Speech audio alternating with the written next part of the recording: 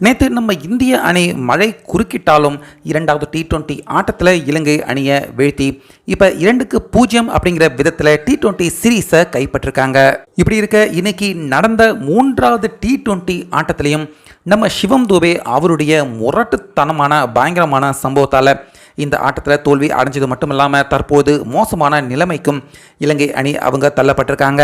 அந்த வகையில் முதல் 2 T20 ஆட்டத்தில் நம்ம இந்திய அணியில் விளையாடுறதுக்கான வாய்ப்பு கிடைக்காத பிளேயர்கள், அதே போல் இலங்கை அணியின் பிளேயர்கள், இப்படி இந்த 2 பிரிவு பிளேயர்களுமே இன்னைக்கு இலங்கை அணிக்கு எதிராக நேற்று மேட்ச் நடந்த அதே மைதானத்தில் தான் இன்னைக்கு மத்தியானத்துக்கு மேலே வார்ம் அப் மேட்ச்சில் ஈடுபட்டிருந்தாங்க. இப்படி இருக்க நேற்று போலவே இன்னைக்கும் அதே மைதானத்தில் மழை பொழிவு இருந்ததால் இந்த வார்ம் அப் மேட்சை சரியான நேரத்துக்கு துவங்க முடியாமல் தான் இருந்தது. அதே போல் இலங்கைக்கு போய் இறங்கியிருந்த நம்ம விராட் கோலி, ரோஹித் சர்மா இவங்க 2 பேரும் கூட மழையால் இன்னைக்கு பயிற்சியில் ஈடுபட முடியாமல் மிகப்பெரிய அளவில் தடைப்பட்டிருந்தது.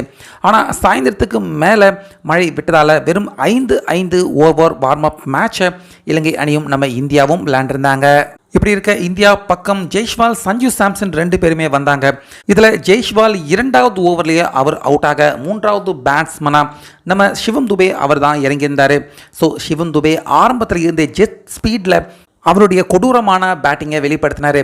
முக்கியமாக பத்திரனா, தீக்ஷனா இவங்க 2 பேருடைய ஓவரையே டார்கெட் பண்ணி சிவம் துபே அடித்து பிரித்து மேய்ஞ்சிட்டாரு. பத்திரனா அவருடைய ஓவரில் எல்லாம் 22 ரன்கள், தீக்ஷனா அவர் போட்ட ஓவரில் 27 ரன்கள். இப்படி இவங்க 2 பேருடைய போலிங்லேயே சிவம் துபே சிக்ஸர்களையும் பவுண்டரிகளையும் ரொம்ப அசால்ட்டாக பறக்க விட்டார். இதன் காரணமாக 5 ஓவர்கள் முழுசாக விளையாண்ட நம்ம இந்தியா 77 ரன்கள் எடுத்திருந்தாங்க. இதில் சிவம் துபே அவர் மட்டுமே 15 பந்துக்கு 47 ரன்களை எடுத்திருந்தார்.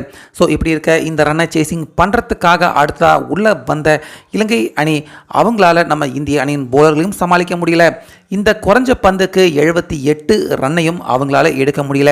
இதனால் மோசமான தோல்வியை இலங்கை அணி அவங்க மீண்டும் நம்ம இந்திய அணிக்கு எதிராக சந்திச்சிருந்தாங்க.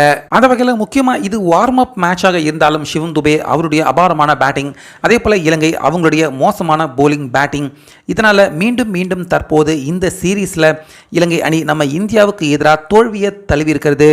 தற்போது இலங்கை அணியின் புதிய ஹெட் கோச்சாக இருக்கிற சனத் ஜெயசூர்யா அவருக்கு மேலும் இன்னுமே பார்த்தீங்கன்னா தற்போது ப்ரெஷர் ஏறிக்கிட்டே தான் போகுது. அந்த வகையில் நாளைக்கு நடக்க போகிற 3rd T20யில் கண்டிப்பாக நிச்சயமாக ஜெயிக்க வேண்டிய ரொம்ப பெரிய ஒரு நெருக்கடி இதன் மூலயமா தற்போது இலங்கை அவங்களுக்கு ஏற்பட்டிருக்கு அப்படின்னு தான் சொல்லணும்.